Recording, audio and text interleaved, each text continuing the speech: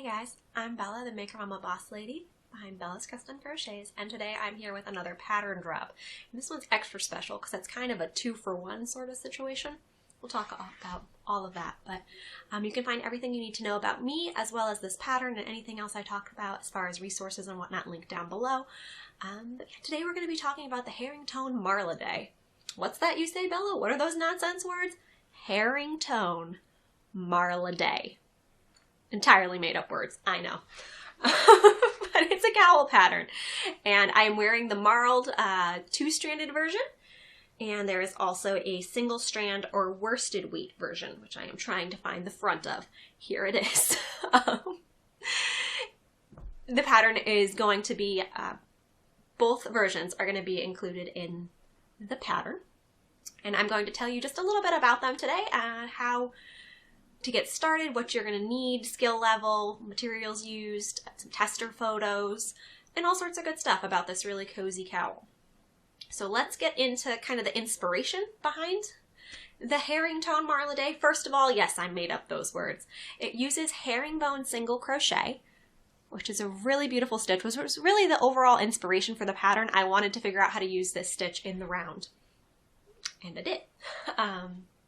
So herringbone stitch in lots of tones of yarn on kind of a happy marling holiday party somehow birthed Herringtone Marliday. It's a silly name, and I kind of like it. But the thought with this is that you can use minis or scrap yarn, and I did mine in rainbow because Roji Biv forever, but you can totally customize the color combos. I'll throw in tester photos later on to kind of give you some inspiration on how wild or not wild you want to go with this one. And then of course, if you're just not feeling like marling and keeping track of color changes and whatnot, you can do a solid colored version as well. So that is really inspiration. There's no big deep meaning behind this one. Sometimes I do whole big stories about stuff, and this one's just, I had some fun yarn and I wanted to make something fun in a fun stitch. So if you want to make this, materials that you're going to need, I'm going to break it down sort of kind of into the 2 separate versions. If you want more information, I would suggest checking out the Ravelry listing or the Etsy listing as well. And you can message me if you have specific questions because it does get a little numbery on the marling version. But basically, the marled version is made to be made in fingering weight or sport weight yarn. The yarn that I used for this is Donegal tweed. And it is, I have one single skein here. It is a woolen spun yarn, so it is single ply and woolen spun. I forget the meaning of what that means, but most yarn is worsted spun. It has something to do with the direction it's twisted, maybe. I know things. But basically it makes for a plumper, loftier yarn. So while this was sold as fingering weight, it definitely is closer to sport weight in yardage and behavior. So mine is a little bit thicker than a fingering weight version would be. I have all the colors listed in the patterns. A lot of them are just numbers. I purchased mine through Maruma Yarns on Etsy. I'm not sure that you could get Donegal tweed. It's from Ireland in any particular store, but she carries a large variety in her Etsy shop. So if you are interested in getting these, they're beautiful, beautiful saturated rainbowy colors, and then I have some grays mixed in there. But basically for the color selection that I have red, orange, yellow, green, blue, purple, and then there's 4 grays as well. The gray on the top and the bottom is a charcoal held double, and then, here, let me take it off and show you up close without breaking my glasses. And then I kind of did a fade where this is a darker gray, a medium gray, and then the lightest gray. So you can kind of play around. I break it down by how many grams and yards I used exactly for all of the colors. I will say that these mini skeins that I was working with are 25 gram minis. So if you're planning on working with 20 gram minis, the grays, you might need some additional yardage. Quick synopsis of yardages and whatnot in grams. The grays I used about 25 grams, 22 to 25 grams of each. The one that you might be cutting it close on is this charcoal one held double on the top and the bottom. You might want to consider getting a full skein, and you could also carry a full skein of just one color gray throughout, because if you're all going to use about 22 to 25 grams, you should be able to 100 grams the whole thing. If you would like, testers did various things. But then each of the rainbow colors, as I've broken it down in the pattern, if you stick with this 1, 2, 3, 4, 5, 6 rainbow color repeat, those each used about 11 grams. So you could definitely do those with 20-gram mini skeins if you have those in stash, or you're getting an advent calendar, or if you just want to measure out scraps as well. But like I said, in the pattern, there's a whole breakdown of yardage and how to prepare and plan out your colors. And I'll talk a little bit more about what's included in the pattern a little bit later on, but we're in the materials section. So I used about 618 yards total, because it's held double. And yeah, I do really like this yarn. It was very affordable in the Etsy shop that I got it in. I will link it for you, but I will say it's a very woolly, more scratchy than I'm comfortable with yarn. I really love this and I wanted it for myself, but it's actually going to be shipped off to a friend because I'm a little woolly itchy baby and I can't handle this on my neck, so I'm very sad about that. But out of that is why there became a worsted weight version, because I was like, nah, I want one too. So this is the worsted weight version. I'm wearing glasses in this video, well, so I could see my notes, but it's not great for putting on cowls. All right, so this is the worsted weight version. So it is just one strand of yarn. You're not holding anything double in this one, and you definitely could still do it scrappy if you wanted to stripe worsted weight yarns. Go for it. Or you could do a fun variegated or something yarn, but this is just Lion Brand Jeans, a commercially available yarn in the colored top stitch. I used 2 skeins of it, or about 295 yards of. This yarn does run a little bit more on the light worsted side, or heavy DK, but patterns for light worsted to regular worsted, you can play around. The gauge is in there. You'll figure it out. You're smart. But yeah, this one is going to be a little more simple because you're not going to have to do all the color planning unless you wanted to add stripes. It is just written for one color and you start at the bottom and you go to the top and boom, you're done. So that's very simple. Both of the patterns call for a 5mm and a 6mm hook. You do a little hook change in there somewhere, which is a H and a J hook if you're looking for letter sizes, but it's always better to go by the millimeterage. And like I said, both versions are included with purchase of the pattern. So you will get both, so you can make 1 or 2 or play around.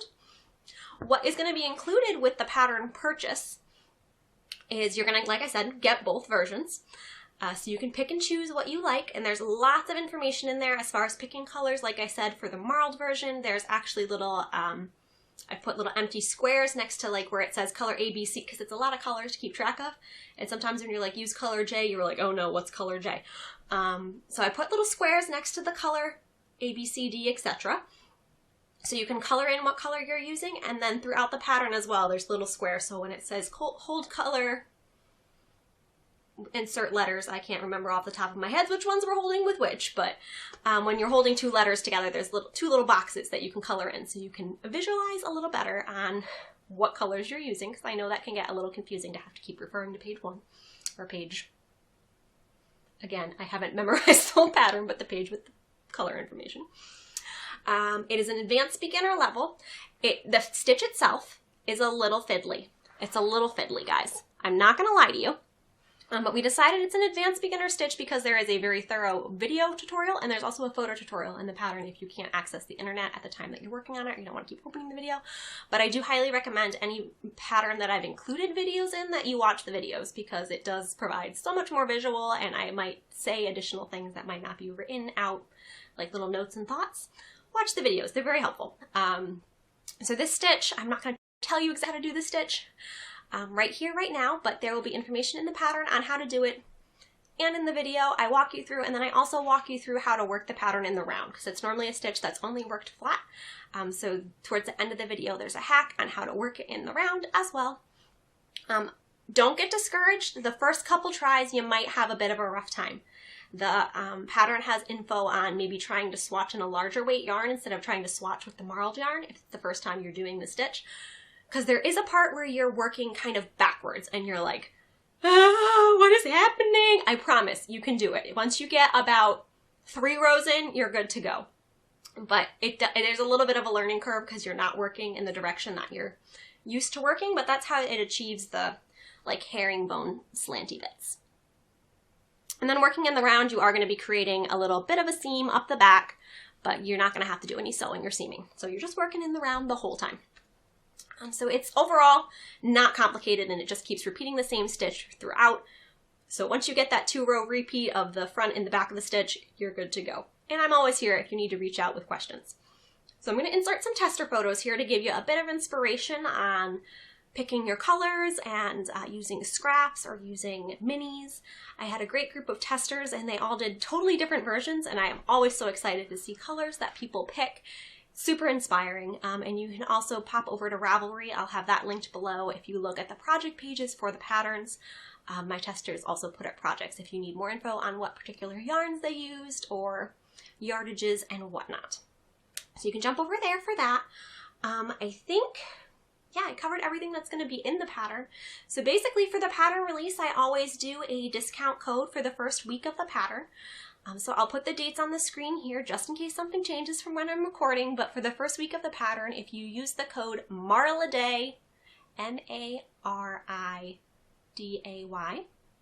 on the screen, Marliday10, you can get 10% off the pattern on Ravelry. If Ravelry is an accessibility issue for you, let me know. We'll work something out. And then if you do purchase the pattern and want to share with me your Herringtone Marliday, be it worsted or marled, I would love it if you use the hashtag Herringtone Marliday on Instagram. That's assuming hashtags are working again. I'm really not sure. 2020. But use the hashtag, and you can always tag me in photos as well as Bellas_custom_crochets, because I love sharing project photos. So yeah, that is basically everything you need to know about this pattern. With the release, the worsted weight version by itself is going to be up on the blog for free. So nothing about the marled version is going to be there, and there's going to be additional resources that are going to be in the pattern that you can only get through the pattern purchase, but the pattern is going to be available on Ravelry and Etsy and eventually Lovecraft. They have a delay because they have to hand approve all the patterns, but I will get that up there eventually if you don't want to purchase on either of those platforms. And if you have any questions, please don't hesitate to reach out. I am happy to help, and I hope that you would consider making one of these lovely, beautiful textured Herringtone Marliday cowls. I'm going to give you one more close-up of the two side by side.